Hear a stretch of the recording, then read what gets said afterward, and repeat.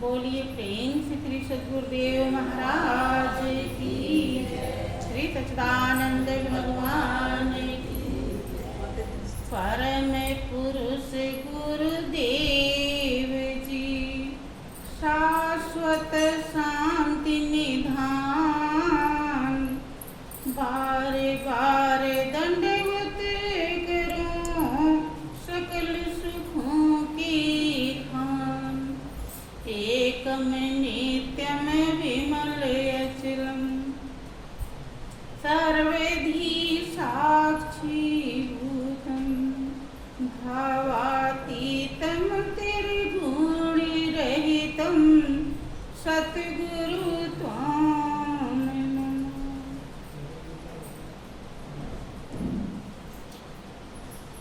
बोलिए प्रेम से श्री सद्गुरुदेव महाराज की, श्री सच्चिदानंद भगवान की। प्रिय भाइयों बहनों,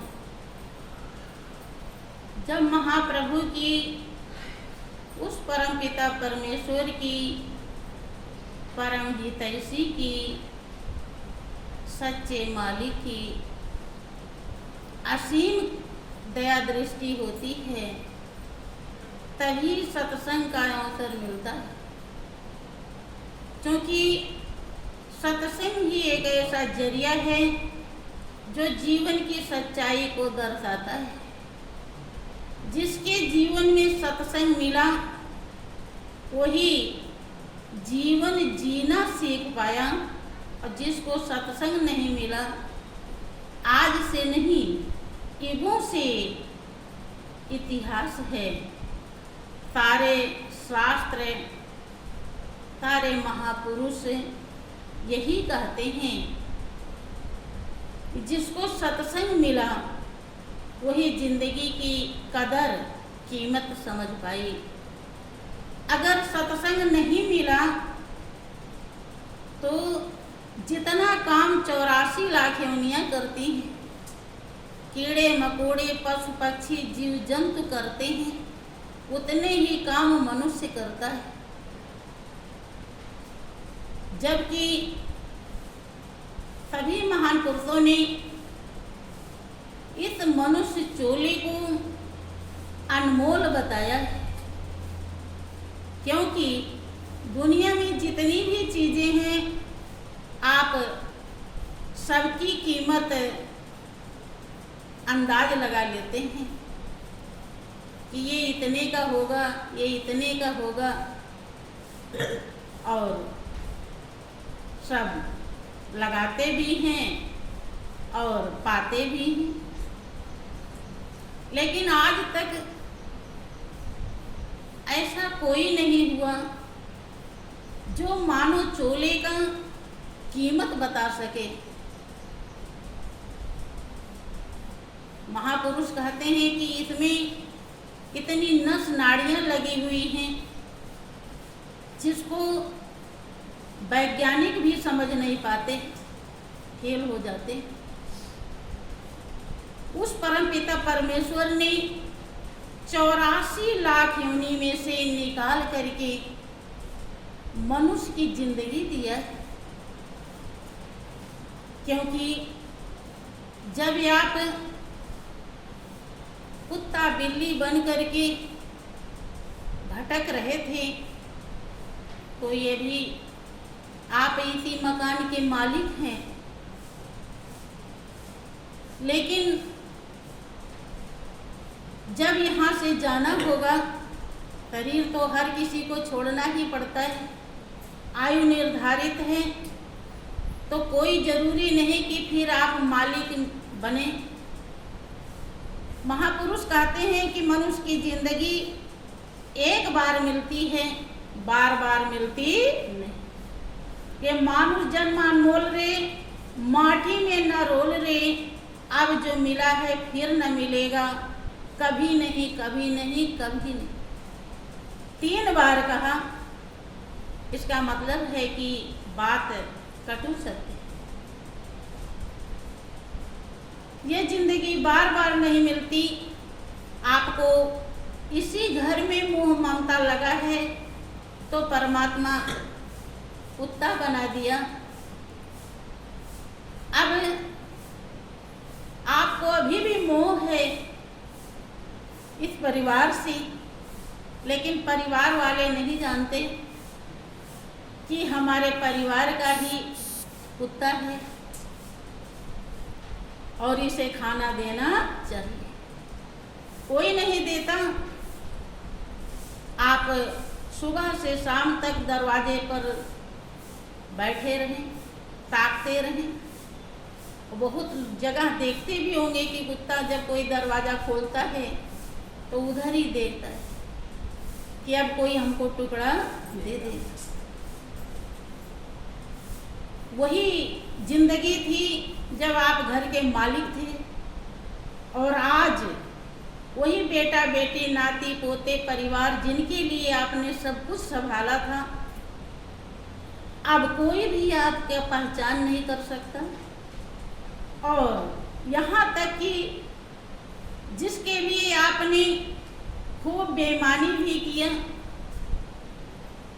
छल कपट भी किया कि वो हमारे परिवार का धन ज़्यादा बढ़ जाए, ज़्यादा विकास हो जाए, हमारा परिवार सुखी हो जाए, वही परिवार आज आपको पेट की रोटी भी नहीं दे सकता।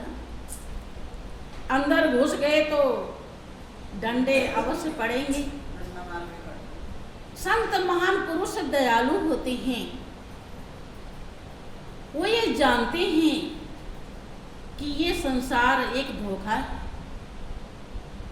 कि देख लिया दुनिया का सारा नजारा और न हम किसी के न कोई हमारा, कि 2 दिन के साथी को साथी कहें क्या और 2 दिन के भाई को भ्राता कहें क्या।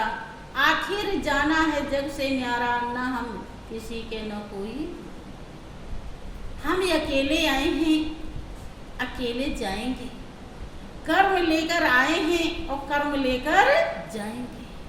जो कर्म लेकर आए थे वो आप भोग रहे हैं, पा रहे हैं, चाहे अच्छा या बुरा, जैसा प्रारब्ध है। और जो लेकर जाएंगे वैसा ही पाएंगे। संत महान पुरुष समझाते हैं कि आपको प्रभु ने मनुष्य की जिंदगी केवल केवल केवल ईश्वर की प्राप्ति के लिए दिया है।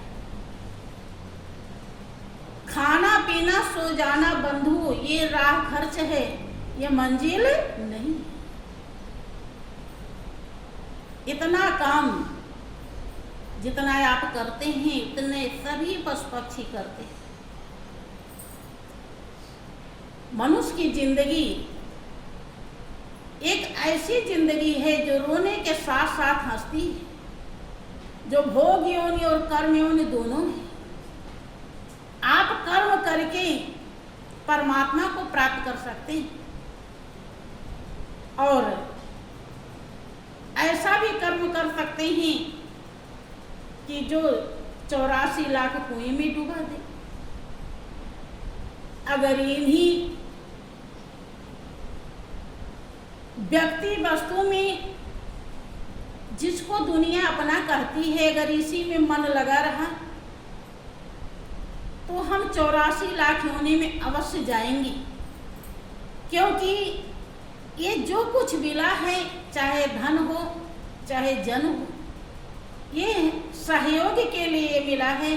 हम अपने ध्येय और लक्ष्य को प्राप्त हो जाएं, इनके सहयोग से हो पाएंगे, क्योंकि बिना सबके सहयोग से कुछ होता नहीं। ये सहयोगी हैं जिन्हें हम मेरा मेरा पूरे जिंदगी भर चिल्लाते रहते हैं, लेकिन मेरा कौन है, कहाँ है, कैसे है और क्या है, इसका पता चलता नहीं। इसी जिंदगी में जिसने भी पता पाया है, इसी जिंदगी में पाया है, और वही यही जिंदगी की कीमत है। मनुष्य की जिंदगी का ध्येय और लक्ष्य है अपने को पहचान लेना। हम शरीर है कि कुछ और हैं, जितना भी काम हम सुबह से शाम तक करते हैं, रात में भी करते हैं, सब शरीर के लिए करते हैं। लेकिन बंधु, आप दो चीज से बने हैं, शरीर और आत्मा। शरीर का खुराक भोजन है और आत्मा का खुराक भजन है। लेकिन शरीर का खुराक भोजन कैसे बनता है, क्या होता है, आप सब जानते हैं और देते हैं। तब आपका पेट क्षुधा समाप्त होता है, भरता है। लेकिन आत्मा की खुराक जो भजन है, उसे आप फॉर्मेलिटी वाला करते हैं, उसे आप ऐसे ही बिना किसी संतुष्टि के अपने को समझा लेते हैं। धूप दीप अगरबत्ती जला देते हैं, बस हो गया पूजा। इष्ट देव कौन है, किसकी हमें पूजा करनी है, वो कहाँ है, कैसे है, जब तक उसका परिचय नहीं होगा तब तक हम ध्यान कैसे लगाएं। क्योंकि ये वो एक फोटो मूर्ति नहीं है, वो तो एक प्रतीक बना हुआ है, ताकि आप ढूंढें कि जो ये फोटो और मूर्ति है वो कहाँ है, क्या है वो, कैसे है वो, ताकि आप उसे ढूंढें। लेकिन लोग उसी को पकड़ के रह जाते हैं। देखें, इस दुनिया में बहुत बड़ी बड़ी हस्तियां आई और उन्हें ये संसार समझ में आया कि ये 2 दिन के लिए बना है, ये हमेशा हमारे साथ नहीं रहेगा और कब धोखा दे दे कुछ पता नहीं है। ये हमारा नहीं है और हमारा जो है वो परमात्मा है। तो उसे हम कैसे प्राप्त करें, इसके लिए बहुतों ने तपस्या किया। लेकिन जिक्र आता है, आपने नारद जी का नाम सुना होगा। बोलिए प्रेम से श्री सच्चिदानंद भगवान की, श्री सद्गुरुदेव महाराज की। नारद जी के लिए जिक्र आता है कि उन्हें परमात्मा के प्रति बहुत प्यास थी, जिज्ञासा थी कि परमात्मा ही मेरा है और दुनिया में कोई भी मेरा नहीं है, तो उसको हम जरूर प्राप्त करेंगे। उसके लिए उन्होंने बहुत तपस्या करी। कहीं कहीं जिक्र आता है 10,000 वर्ष तपस्या किया। और उस तपोबल से, चूंकि जो कुछ भी हम करते हैं वो कभी बेकार नहीं जाता, उस तप बल से ऐसी शक्ति पैदा हुई, सिद्धि प्राप्त हुई कि जहां चाहते थे वहीं चले जाते थे। लेकिन उस तप बल से भी बंधु उन्हें मालिक का ज्ञान नहीं हुआ। परमात्मा जो वास्तव में जब कोई नहीं मिला था तो भी अपना था, और जब कोई नहीं रहेगा तो भी अपना रहेगा। लेकिन उसका परिचय, उसकी पहचान, उसका दीदार, उसका अनुभव बिना ज्ञान के होता नहीं। और ज्ञान जब तक सच्चे संत नहीं मिलते, ज्ञान भी सब संत नहीं कराते। बहुत सारे ऐसे साधु महात्मा हैं कि वो तंत्र मंत्र देकर ही आपको समझा देते हैं कि यही जपते रहो, बस यही भजन है।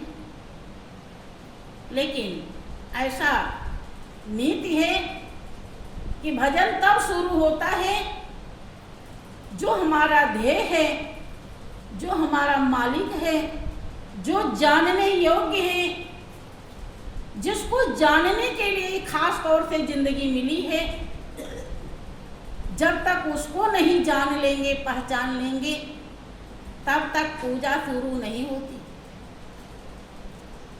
नारद जी को जब उस मालिक का ज्ञान नहीं हुआ तो ऐसा सब बताया जाता है, आप लोग हर जगह सुनते भी होंगे, कथा भागवत में भी बताया जाता है कि वो अपने तपोबल से, सिद्धि के बल से विष्णु धाम जाया करते थे। ऐसा प्रसंग आता है कि जहाँ वो बैठते थे वहाँ का यह स्थान जब वो चले आते थे तो विष्णु जी धुलवाते थे। नारद को इस बात का पता नहीं था। नारद तो जान रहे कि हमने तो इतना घोर तपस्या किया है और हर जगह चले जाते हैं, तो हम तो बहुत बड़े ज्ञानी हैं, भक्त हैं। उन्हें ये पता नहीं था कि अभी भी हमें जो ज्ञान होना चाहिए वो ज्ञान नहीं हुआ। एक दिन संजोग से वो अपनी बीड़ा भूल गए और उसे लेने के लिए जब वापस जाते हैं तो देखते हैं कि जहाँ बैठे थे वहाँ का यह स्थान जो विष्णु जी के क्या कहेंगे और देवता हैं, पार्षद हैं, वो सब धुलने में लगे हुए हैं। नारद जी को बड़ा कष्ट हुआ कि ये क्या बात है। सभी बैठे थे, यहाँ पर सत्संग भजन हो रहा था, तो मैं भी यहीं बैठा था। सबके नीचे का स्थान नहीं धुला जा रहा है और मेरे नीचे का स्थान क्यों धुला जा रहा है, क्या बात है।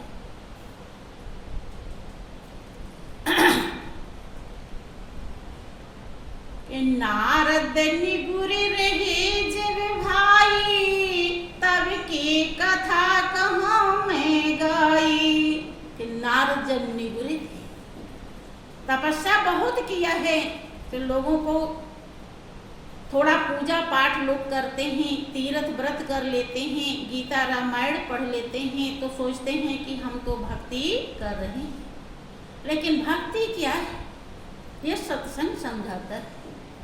भक्ति कब शुरू होगी, कैसे शुरू होगी, किससे शुरू होगी, ये सच्चाई सत्संग से पता चलता है। नारद बिना गुरु के हैं, तब की ये प्रसंग है कि दीक्षाहीन जाए हर तीरा, और दर्शन हेतु सदा मुनि धीरा। कछु के काल रही जब फिर आवे, और जहाँ बैठे सो ठाव धुआवे। एक दिन लखा मुनीश्वर जब ही, हर से कहो जोरी करत रही। एक दिन मुनियों में श्रेष्ठ नारद जी देख लेते हैं कि मेरे नीचे का स्थान क्यों धुला जा रहा है। दीक्षा से हीन हैं भाइयों बहनों। एक होता है शिक्षा, एक होता है दीक्षा। दीक्षा जो है प्रैक्टिकल का विषय है। प्रैक्टिकली आपको अनुभव हो जाए, अंदर में जानकारी हो जाए परमात्मा क्या है, स्वरूप की पहचान हो जाए, तो समझिए आपको दीक्षा मिल गई। एक प्रकार की ये भी दीक्षा बताई जाती है, इससे भी शुद्धि होती है। दीक्षा का मतलब होता है शुद्ध होना। शुद्ध होने के लिए ही दीक्षा दी जाती है, और शुद्ध हम तभी हो पाते हैं जो इतनी बड़ी काया में शुद्ध है, पावन है, अविनाशी है, निर्दोष है, निर्विकार है, निर्लिप्त है, निष्पाप है, जब उसकी पहचान हो जाती है हृदय में, तब हम शुद्ध हो जाते हैं। आप सभी लोग जानते हैं, इतना तो सबको पता होगा कि कोई शक्ति है हमारे अंदर जिसके कारण हम पवित्र बने हैं। उस शक्ति का जब कनेक्शन कट जाता है तब इस शरीर को कोई छूना भी पसंद नहीं करता। वही शक्ति का जब बोध हो जाता है गुरु ज्ञान से, गुरु के उपदेश समागम से, जिसने अपने घट भीतर में ब्रह्मानंद स्वरूप को जान लिया, तिन साधन योग किया न किया। वो गुरु के उपदेश समागम से उस परम सत्ता का पता चलता है जो नारद को नहीं मिला हुआ है। नारद गुरु धारण नहीं किए हैं और देखते हैं कि ये क्या हो रहा है। जब पूछते हैं कि प्रभु ऐसा क्यों, हरि बोले नारद सुनो तुम गुरु अभय न कीन, सो विचारे ऐसी जगह नित्य पाक कर लीन। विष्णु जी से पूछते हैं, प्रभु ऐसी क्या बात है, मेरे नीचे का स्थान क्यों धुला जा रहा है, क्या कारण है। देखे, बिना गुरु के हमारा जीवन कितना निरर्थक होता है। आप सुनते भी होंगे कि गुरु के बिना दान पुण्य नहीं लगता। उसके पीछे कारण है, क्यों नहीं लगता। दान में कोई कमी नहीं रहती, आपके खिलाने पिलाने में कोई कमी नहीं रहती, आप जो रुपया पैसा दान करते हैं उसमें कोई कमी नहीं है, लेकिन कमी कुछ और है। जैसे एक कोई बहन है, खाना स्वादिष्ट सुपाच्य बनावे, लेकिन वो गंदी हो, उसके शरीर से मैल की बदबू आ रही है और वो उसी हाथ से खाना परोसे, तो शायद आप खाने के लिए तैयार नहीं हो। चाहे कितनी भी भूख लगी हो, खाने में कोई कमी नहीं है, स्वादिष्ट है, सुपाच्य है, लेकिन परोसने वाली गंदी, तो आप नहीं भोजन करेंगे। यही उदाहरण यहाँ लागू होता है कि जब तक उस सत्य सत्ता को बिना जाने, जो चींटी के अंदर भी है और हाथी के अंदर भी है, जो कड़ में विराजमान है, जर्रे जर्रे में समाया है, जो ही करता धरता है, जिसके बिना एक पत्ता नहीं हिलता, जब तक हम उसकी पहचान नहीं कर लेते, उससे हमारी सूरत नहीं जुड़ जाती, तब तक हमारा जीवन पवित्र नहीं होता। हम चाहे जितना भी पूजा पाठ कर लेते हैं बंधु, शुभ कर्म जरूर होता है, लेकिन कल्याण नहीं होता। जैसे कितना भी आप रात में तमाम लाइटें लगा दीजिए, इतना उजाला कर दीजिए कि सुई गिरे तो दिखाई पड़ जाए। हर जगह लाइट लगा दिया है आपने, इतना उजाला होने के बाद भी उसे रात ही कहेंगे, क्या दिन कहेंगे? नहीं, दिन तब होगा जब सूरज निकलेंगे, और सूरज के निकलते ही रात का पता नहीं चले। उजाला तो किया था आपने, सूरज जैसा बनाया था, लेकिन फिर भी उस उजाले में और उस उजाले में बहुत अंतर है। ऐसे कितना भी हम यज्ञ हवन व्रत उपवास दान पुण्य बिना गुरु के करें, उससे जो शुभ कर्म होता है वो तो फल हमको मिलेगा। लेकिन जैसे नारद बहुत घोर तपस्या किए, लेकिन फिर भी माली की पहचान नहीं हो पाई, चूंकि गुरु उन्होंने धारण नहीं। ऐसे ही हमारा कल्याण भी तब तक नहीं होता जब तक हमें गुरु ज्ञान नहीं मिल जाएगा। ज्ञान का मतलब ही होता है परमात्मा की पहचान हो जाना। इस जीवन का एक ही लक्ष्य है कि मालिक को पहचान करके उससे प्रेम लगा लेना। बंधु, नारद जी कहते हैं प्रभु से कि प्रभु ऐसा क्यों? तो विष्णु जी उत्तर देते हैं कि ऐ नारद सुनो, तुमने अभी तक गुरु धारण नहीं किया, इसलिए तुम अपवित्र हो, और अपवित्र होने के नाते जहाँ बैठते हो वहाँ का स्थान अपवित्र हो जाता है। इसीलिए मैं इस जगह को रोज धुलवाता हूँ, साफ करवाता हूँ, पानी से धुलवा के पवित्र करवाता। के दीक्षाहीन जहाँ चल जावे, सोय स्थान अशुद्ध कहावे, और गुरुमुख चरण परे जग जाई, सोय स्थान शुद्ध हो जाई। के नारद दीक्षा से हीन है आपने गुरु धारण नहीं किया है, इसलिए आप अशुद्ध हैं, आप पवित्र हैं। दीक्षा से हीन जहाँ चला जाता है वो यह स्थान अशुद्ध हो जाता है। यह शुद्ध कब होता है? कि जब गुरुमुख है। ध्यान रहे, बहुत लोग गुरु बना लेते हैं, बनाने वाले तो बिगाड़ते रहते हैं।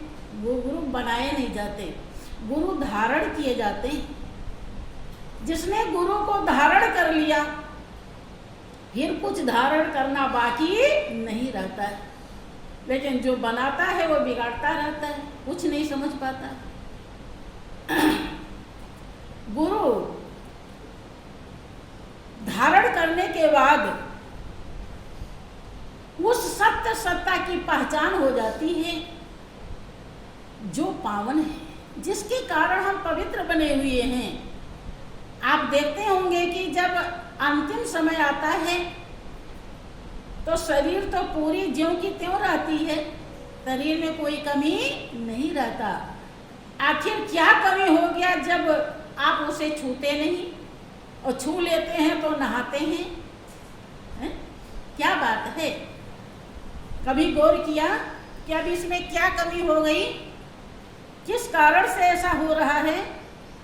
बंधु, क्योंकि जो आत्मा है वो परमात्मा की अंश है, सबके अंदर वही परमात्मा आत्मा के रूप में स्थित है। ईश्वर अंश जीव अविनाशी और चेतन अमल सहज सुख राशि, वही सुख की राशि है।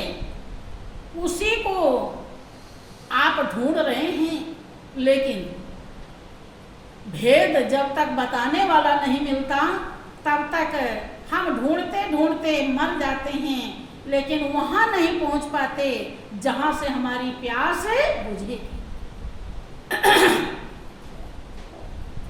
विष्णु जी कहते हैं कि जब गुरुमुख अर्थात गुरु धारण किया तो गुरु के आज्ञा के अनुसार जो भजन करता है, जैसा गुरु महाराज जी ने बताया है वैसा भजन करता ही नहीं कि मन कहा तो कर लिया, मन कहा तो नहीं किया, मन कहा तो आ गए, मन कहा तो कुछ नहीं। जैसा गुरु महाराज जी ने आज्ञा दी है, जब वैसा करता है उसे कहते हैं गुरुमुख। और गुरुमुख जो होता है उसके आगे काल कराल किसी की नहीं चलती। के ठगने को तो तीन चले, ठगने के लिए तीन बहुत आलीशान दुश्मन हैं गुरुभक्त के। लेकिन अगर गुरुभक्त है तो माया काल कराल और गुरुमुख प्रेमी भक्त पर चली नहीं को चाल। गुरुमुख, इसीलिए गुरुमुख का ही कल्याण होता है, मनमुख का कल्याण नहीं। मनमुख जितना करता है उतना पाता जरूर है, लेकिन वो मंजिल पे पहुंच नहीं पाता, बीच में ही रह जाता है। इसलिए गुरुमुख होना जरूरी होता है। जैसा गुरु महाराज जी बताते हैं वैसा उसे करना चाहिए। तो इसीलिए कह रहे गुरुमुख चरण परे जब जाई, सोय स्थान शुद्ध हो जाए। नारद जी को बहुत दुख होता है कि इतना दिन से तो मैं समझ रहा था कि मैं तो बहुत बड़ा भक्त हूँ, जहाँ चाहता हूँ वहाँ चला जाता हूँ। आज तो मैंने जाना कि मेरे जैसा क्या कहेंगे पापी कोई नहीं, जहाँ बैठूं वहाँ का स्थान धुला जाए, तो इससे बुरा और क्या हो सकता है। नारद जी बहुत दुखी होते हैं और कहते हैं कि बोलो नाथ कहो नहीं मोते, और नित प्रति रहे आप थल धोते। कि मेरे नाथ अब तक आपने क्यों नहीं बताया कि नारद निगुरे हो, आप पवित्र हो। अगर बता दिए होते तो मैं यहाँ नहीं आता और आपको कष्ट नहीं उठाना पड़ता। आपने इतना कष्ट क्यों उठाया। कह हरि सुनो भेद यह भाई, और जाते अब लो बात छुपाई। विष्णु जी कहते हैं कि यह नारद मैंने क्यों नहीं कहा, उसका क्या कारण है वो मैं बताता हूँ। क्या परम भक्त अतिशय प्रिय मोरे, और कहो न दुख होई उर तोरे। आप परम भक्त हैं, आपके अंदर परम भक्ति की जिज्ञासा है, पिपासा है, प्यास है। भले ही भक्ति शुरू नहीं हुई है, लेकिन भाव तो है, श्रद्धा तो है। खाली आप उस सच्चाई को भी जान नहीं पाए। तो आप मेरे लिए बहुत थोड़े नहीं अतिशय प्रिय हैं। और जो बहुत प्रिय होता है उसे कोई गलती भी हो जाती है तो इंसान जल्दी से